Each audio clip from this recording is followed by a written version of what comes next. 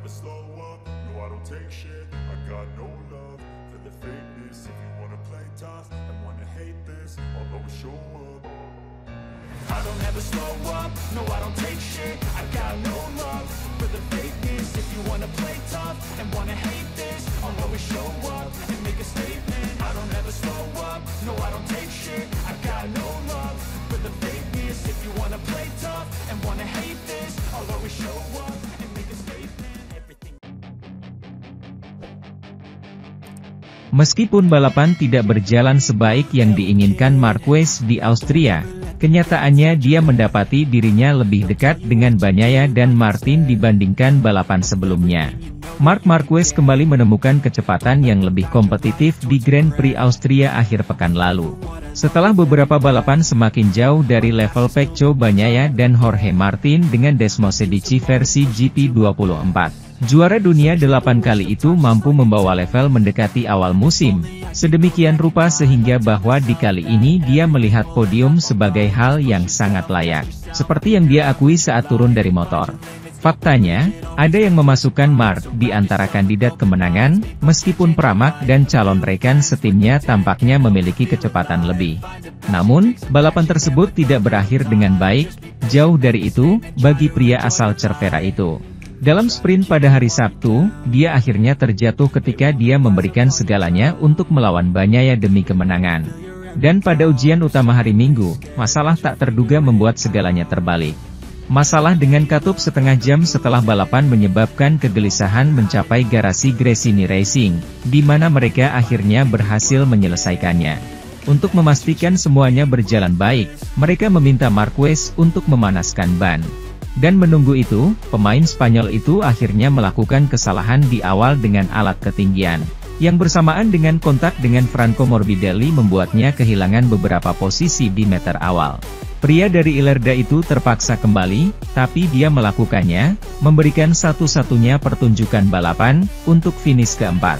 Dalam hal poin, perolehan Marquez di Red Bull Ring mungkin tampak agak pendek, melihat ekspektasi pada hari Jumat, ketika dia mengatakan bahwa dari 3 langkah lagi pada akhir pekan sebelumnya, di Austria dia selangkah lagi, dan dengan pilihan untuk memperpendek kesenjangan.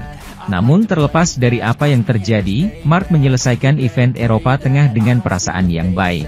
Untuk mengangkat kepala Anda, dan karena mungkin lebih mudah bagi Anda untuk mendapatkan performa dari Ducati Anda.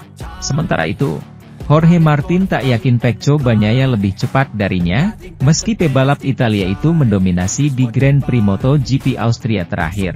Pembalap Spanyol itu kehilangan keunggulan balapan utama Spielberg dari rival perebutan gelarnya pada lap 2 dari 28 yang dijadwalkan, dan hanya mampu mengimbanginya di paruh pertama balapan, sebelum ban depannya mulai menunjukkan tanda-tanda serius dari keausan.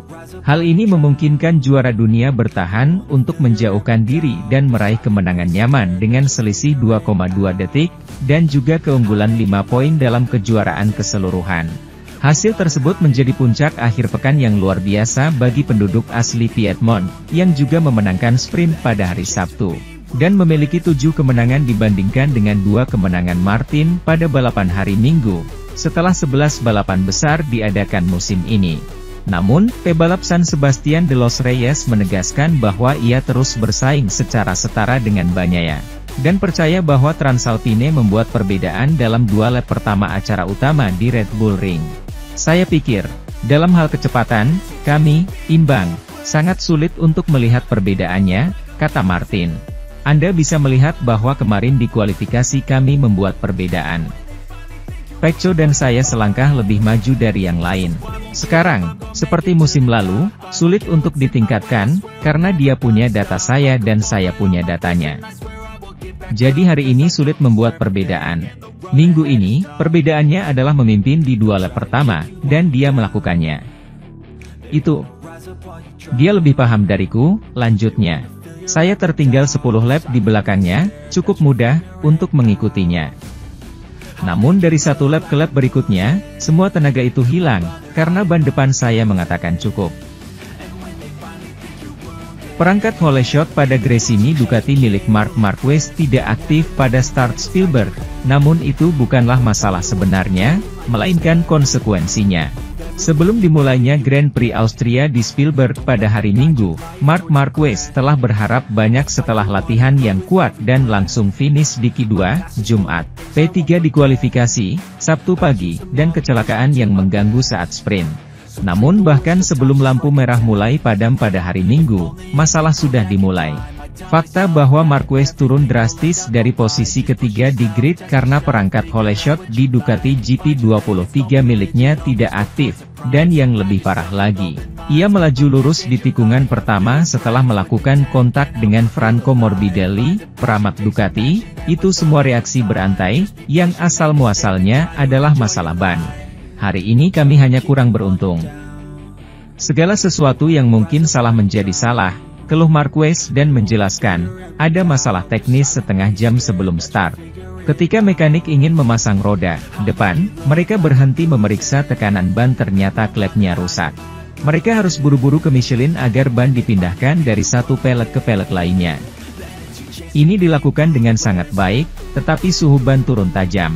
Segala sesuatu muncul dari kekacauan ini, kata Marquez dan melanjutkan, di grid start mereka mengatakan kepada saya bahwa saya harus memastikan suhu ban pada putaran pemanasan. Saya lebih fokus pada hal itu dibandingkan pada hal lain yang perlu dilakukan. Akibatnya, saya tidak mengaktifkan perangkat dengan benar pada awalnya, aku Marquez. Pembalap Gresini mengenang, pada lintasan lurus terakhir, sebelum start, saya mengerem untuk mengaktifkan perangkat roda depan. Tapi kemudian saya mengerem lagi dan dinonaktifkan lagi. Tanpa perangkat, sulit untuk memulai. Ketika dia menyadari hal ini dengan melakukan hal yang jauh lebih buruk daripada pembalap di sekitarnya pada beberapa meter pertama, Marquez, tetap tenang, katanya. Apa yang ada dalam pikirannya saat itu? Sementara itu, pembalap Ducati, Enea Bastianini, gagal melanjutkan dua kemenangan pada MotoGP Inggris 2024 dengan finish ketiga pada MotoGP Austria 2024 di Red Bull Ring, Minggu, 18 Agustus 2024. Finish ketiga membuat Bastianini menyelamatkan diri dari kejaran Marc Marquez, Gresini, yang melakukan comeback setelah tercecer ke posisi 13 dari start posisi ketiga, lalu finish keempat.